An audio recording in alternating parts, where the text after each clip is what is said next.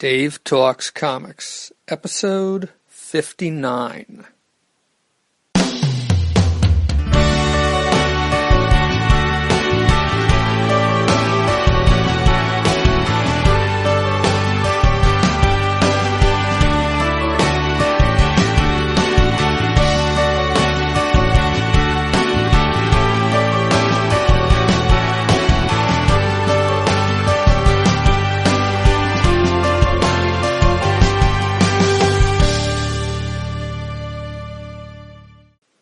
Dave Talks Comics is a podcast on the subjects of comic books and cartoons. I talk about comics I have read and cartoons I have watched. Dave Talks Comics can be found on the web at davetalkscomics.com or at facebook.com/DaveTalksComics. I talk from my notes on these comics. I don't go panel by panel. I try to do more than just summarize the stories. This podcast is not spoiler-free. Try not to spoil everything, but in the process of talking about these comics and cartoons, I may spoil them in some way. On this episode, I will be talking about the Doom Patrol Archives, Volume 3.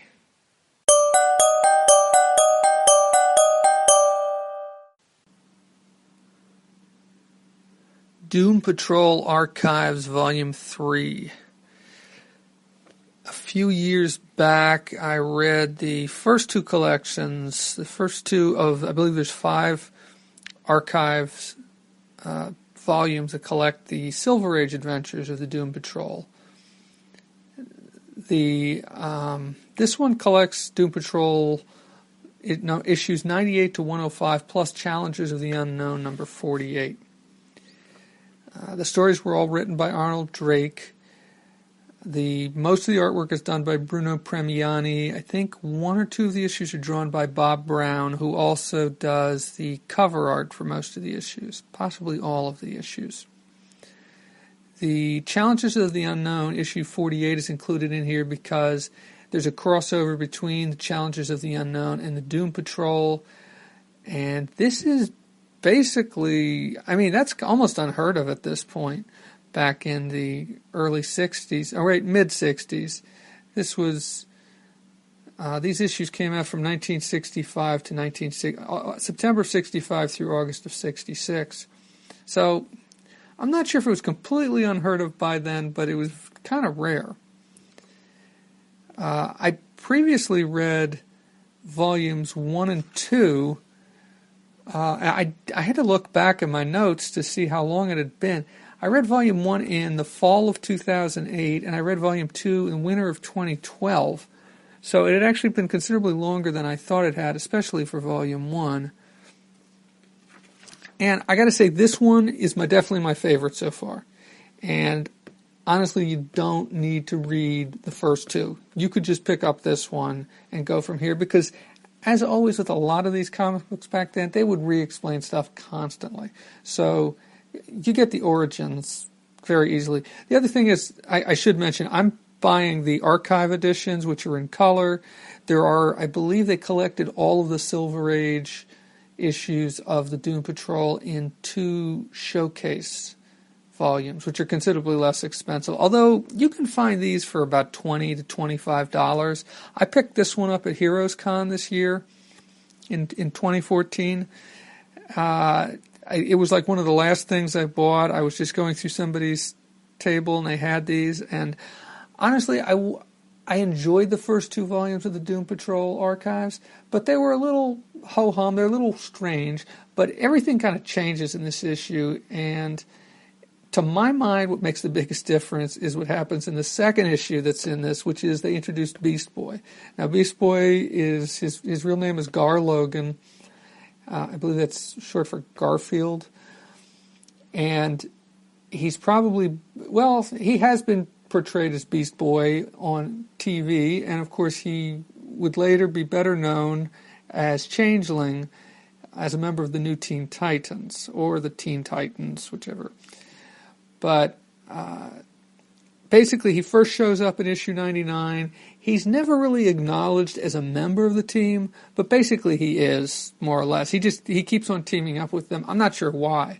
I mean, there's another guy who first showed up in, I think it was volume 2 of the Doom Patrol archives. I think it was issue 91 of Doom Patrol.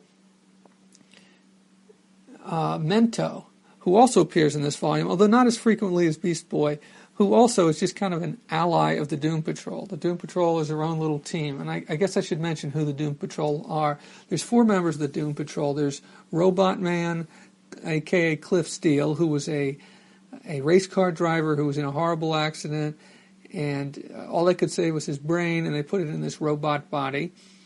There is Negative Man, whose real name is Larry Trainer, who was a test pilot, who also was involved in some sort of an accident. I don't remember the exact details, but he now has to wear all these bandages around his body, and he is fused with this guy called Negative Man, who he can release from his body, but only for 60 seconds. And Negative Man can travel at incredible speeds, but he has to return to Larry Trainer's body every 60 seconds, otherwise Larry Trainer would die. And then there is Elasti-Girl, which is Rita Farr, who was a movie star before she became a member of the Doom Patrol. Still quite beautiful, and she has the ability to get either very tall or very, very big or very small. She can grow to be a giant or incredibly tiny. And then there's the Chief, who's the guy who brought them all together, whose real name is... I'm blanking. But the Chief, and he's in a wheelchair, and there have been some comparisons made between the Doom Patrol and the X-Men because their leader is in a wheelchair, and they both appeared like within a few months of each other, and I think it was 1963, and, you know, they're both kind of freaks, you know. You got a Robot Man and a Negative Man, and on the X-Men side, you know, you've got a guy who turns to ice, and a guy with big feet and big hands, and a guy with wings. And anyway, I think there isn't that many similarities between them, you know.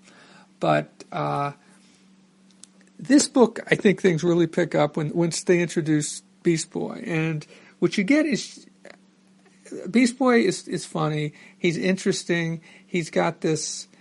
his parents were killed, or his parents died, I believe, of a disease, and he is looked after by this guardian who does not have his best interests at heart.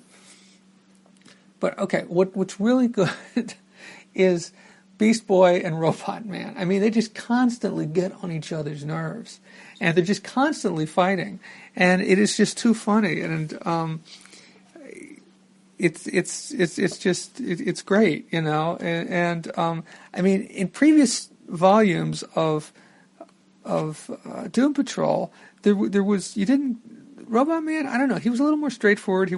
He gets very snarky in this volume, and both with Beast Boy and with other people, just about anybody except for I think Rita Farr, Elasti-Girl, but. Even when they team up with the Challengers of the Unknown, he's getting into arguments with the Challengers of the Unknown, you know. And he reminded me very much of Bender in that way. You know, he was just completely snark. It was like there was no preamble or not preamble, but there wasn't anything to set him off really. It just seemed like he was always on edge and always ready for a fight. And it's just wacky fun. It's good stuff. And if you want things that are explained too well, too much, or, well, they do over-explain things somewhat. But this volume is great. And let me go into some more details on this. Also, there is a 4-part backup stories that run through these issues. In issues 100, 101, 103, and 105, you get the origin of Robotman. And Robotman's origin, like I said before, is basically he was in an accident and his brain was put into this metal shell. Now, the person who put him in there is the chief, Dr. Niles Calder. I knew I'd remember the name. And So so there's this whole thing, this whole 4-part storyline where in the first issue is kind of about him waking up and realizing he's in this robot body and going nuts, breaking out of the hospital. And then in the second issue, he winds up underground. Now this issue kind of reminded me, to make another mention of Futurama, of that episode, or of the episodes of Futurama where they wind up underground with the mutants or the freaks or whatever they call them. And because that's basically what happens. He winds up with these people who are underground and are kind of strange, and he feels more at home there. And then in the third installment of this Robotman origin story, he goes to see his brother, and he gets some help from his brother, and then he has to help out his brother because his brother gets into some trouble. And then in the final part of this story, he confronts Dr. Calder, and that's, I think, the end of it. I think in the next volume of the Doom Patrol, they're going to go into the origins of either Elasti-Girl or Negative Man. I'm not sure which, or maybe both. But the other thing that I find funny about Robotman is how he's constantly tearing off one of his limbs, like an arm, and then using it as a weapon, or a leg, or even how easily he seems to reattach his arm or his leg sometimes. And then other times he can't seem to, And his body is constantly getting mangled, But it gets repaired very quickly, it seems. But, by the next issue, when I say very quickly. So, let's see. So, Beast Boy, like I was saying, he shows up in every issue, starting with the second issue in this collection. Sometimes it's not much more than a cameo appearance, or a very brief appearance. He's not always teamed up with them. Or, for instance, he shows up towards the end of the team-up between the Doom Patrol and the Challengers of the Unknown. Let's see, what else? I mentioned Mento. He's not a member, but he's an occasional ally. There's always kind of this antagonistic relationship between him and the Doom Patrol, especially between he and Negative Girl, and Negative Man, and Robotman. And maybe that's because he has the hots. Mento has the hots for Elasti-Girl, and that kind of evolves to the point where finally in issue 104, Elasti-Girl and Mento get married. But of course, it's not just a simple marriage. There's supervillains trying to do things, and I'm not going to get all into it, but. Now, some of the villains you get in this, now you're probably not going to have heard of these unless you're familiar with a lot of the Silver Age villains. Even then, these are not villains that fought the Justice League or the Justice Society. These are the Doom Patrol's villains. You get characters like Mr. 103, Bugman, Kranos, the Robot Emperor, the League of Challenger Haters. Now, they, of course, show up in the crossover between the Doom Patrol and the Challengers of the Unknown. And the League of the Challenger Haters are Multiman, Kra, Volcano Man, and Drabney.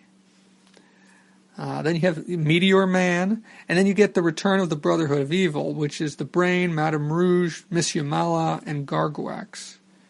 And I'm not certain if Gargwax is actually a member of the Brotherhood of Evil or just an ally of theirs, because he has shown up with them before, I think. But he's also shown up on his own. Also, let's see, in issue 104, which is the marriage, it's called Bride of the Doom Patrol. And one thing that was interesting to note is that towards the end of the issue, Beast Boy appears. It's one of these just a cameo appearance issues. But he appears in panel with members of the Teen Titans, specifically Robin, Kid Flash, and Wonder Girl. Now, this is before the era of the New Teen Titans. This was the mid-'60s. The New Teen Titans, I don't think, showed up till 78, I think it was, or 79, something like that. But I guess that must be the first time that Beast Boy appeared in panel with the Teen Titans. Of course, when he came back later on, he would be called Changeling, but it would be the same character. Oh, one of the things I love about Beast Boy is that, at least at this point, I don't think this was the case later on if you read the appearances in the new Teen Titans, but at this point, whenever he changes, everything changes except his hair. So he'll become a dog, but he'll have a dog with this green hair. And I mean, of course, the dog is green because whenever he changes into one of these creatures, it's green, but it'll have hair like human hair on its head, or an elephant, or a bear, or let me see if I can, or a giant sea tortoise, or a butterfly. I mean, you name it. Whatever he changes into, he changes, but he's still got the hair. And let me see if I can find any. Yeah, here's one where he's an elephant, and trying to see if I can find any others that. Well, I'm not seeing any right now, but I always thought that was kind of funny. Let's see. Looking through my notes. One last thing, and this really isn't about the Doom Patrol, but this is kind of one of these things where I like to investigate things when I see something. There was a character who shows up in the final page of the issue of 104, which is the issue where Elasti-Girl marries Mento, and you get cameo appearances by, already mentioned the Teen Titans, Robin, Kid Flash, and Wonder Girl, but you also get also Batman and Wonder Woman and Superman and the Flash, and then there's this other guy who's playing a guitar who says something about, man, like this wedding swings better than a graduation gig at Benedict Arnold High. And I didn't know who he was, so I had to do some research. I had to look him up. And I looked on Comic Book DB, and there wasn't anybody mentioned that I wasn't familiar with there as far as the characters that appear in that issue. So then I went to to the Grand Comics database, comics.org, and I found him there. His name is Super Hip. And he is listed in the Comic Book DB, but for whatever reason, he's not connected. They don't list him as being in this issue. From what I can tell, he first appeared in The Adventures of Bob Hope, number 95, and he appeared in a run of that from 95 to 105. Now, The Adventures of Bob Hope was basically what it sounds like. It was a comic book about Bob Hope. If you don't know who Bob Hope is, look him up on Wikipedia. I don't know. I've never read any of the issues of The Adventures of Bob Hope with or without this guy named Super Hip, and I guess it was just one of these teen comics. He kind of has like a kind of a mop top hairdo, I guess you'd call it. And like I said, he only appears in one issue. So I think that's about it. There was one more story after the marriage of Elasti-Girl and Mento, bride of the Doom Patrol, and so even though she gets married, you can see her in the next issue sneaking off to team up with the Doom Patrol once again and go to fight crime. The art in this issue is great. I love the coloring. I would recommend getting the archives if you can. They're not that expensive. I mean, they cover for $50, but you can usually find them for $20 to $25. And I thought this collection was eminently worth it. I really do like Bruno Premiani's artwork. I like the way he draws some of these creatures, these monsters. I like the facial expressions, especially on Robotman, who in theory shouldn't have any facial expressions. I mean, he's a robot, right? So his face is kind of frozen. I mean, it's not apparent that his face has any expression, muscles for expression, but he still seems to, his eyes seem to get this demonic glow sometimes, when he's getting really snarky and saying something like, no, you can't, it's my turn to attack. You pushed an old lady down a flight of stairs last week. No use you having all the fun, or something like. And there's some great covers here by Bob Brown. And where do all these things come from? Do they all make sense? No. If I was born, 5-10 years after this stuff was coming out. Well, a little less than 10 years. But, I mean, this is definitely... You have to be ready for it. You know, not all comic books have evolved over the years. Comic books of today are quite often nothing like, or very little, at least in the kind of tone and the way, the kinds of stories that are told are very different. And even at sometimes the way stories are told. They're not all like that, but they're not all different, but I can't promise that everybody will like this, but if you like some Silver Age wackiness, I recommend the Doom Patrol, specifically Volume 3, if only for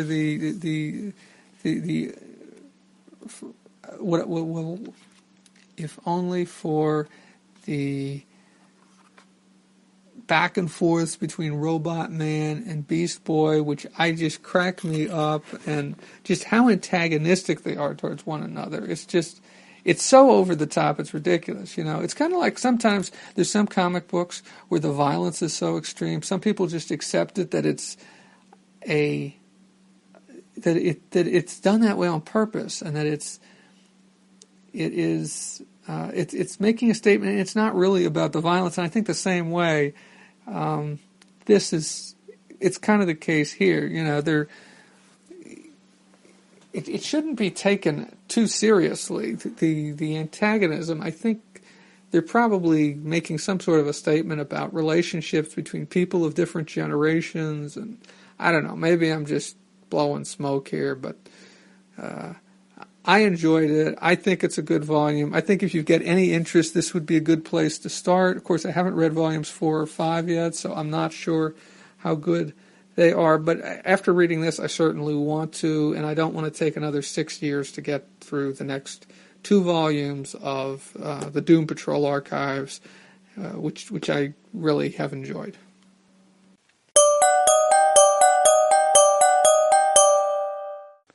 That's it for episode 59 of Dave Talks Comics. Thank you to comicbookdb.com and the Grand Comics database, which can be found at comics.org. I use both when I am preparing to record a podcast like this one.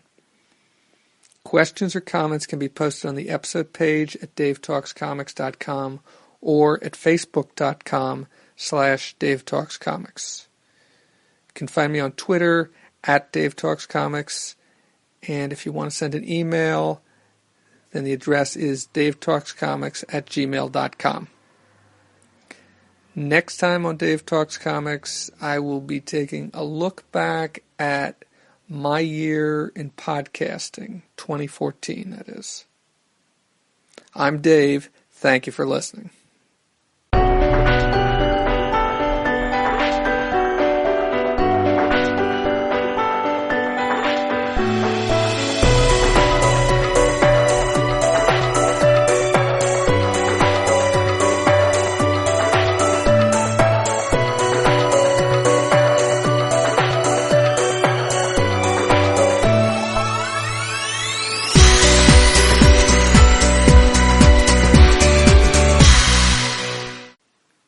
Dave Talks Comics can be found on the web at davetalkscomics.com and on Facebook at Dave and on Facebook